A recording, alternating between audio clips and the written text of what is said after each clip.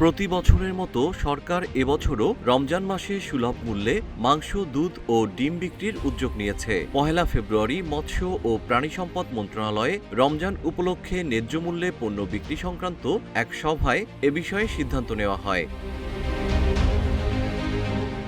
সভায় জানানো হয়, গত বছরের তুলনায় এবার বিক্রয় কেন্দ্রের সংখ্যা বাড়ানো হবে। এ বিষয়ে প্রয়োজনীয় নির্দেশনা দেন মন্ত্রণালয়ের উপদেষ্টা ফরিদা আক্তার। চলতি বছর রাজধানীসহ সারা দেশে মোট ৪৮টি স্থানে এসব পণ্য বিক্রি করা হবে। কিউব হোল্ডিংসের গল্পে সেই রেখাটি আঁকা হয়েছিল আজ থেকে ১ যুগ আগে। নকশাই আমাদের ভাষা।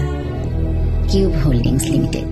এবছর রমজানে নির্ধারিত দামে প্রতি কেজি গরুর মাংস ৬৫০ টাকা, প্রক্রিয়াজাত মুরগির মাংস ২৫০ টাকা, প্রতি লিটার দুধ ৮০ টাকা এবং প্রতিটি ডিম ৮ টাকা করে বিক্রি করা হবে। এ লক্ষ্যে প্রয়োজনীয় প্রস্তুতি নেওয়া হচ্ছে বলে জানান প্রাণী সম্পদ অধিদপ্তরের মহাপরিচালক ডক্টর মোহাম্মদ আবু সুফিয়ান। তিনি জানান, ইতিমধ্যে পণ্য সরবরাহকারী অংশীজনদের সঙ্গে আলোচনা হয়েছে।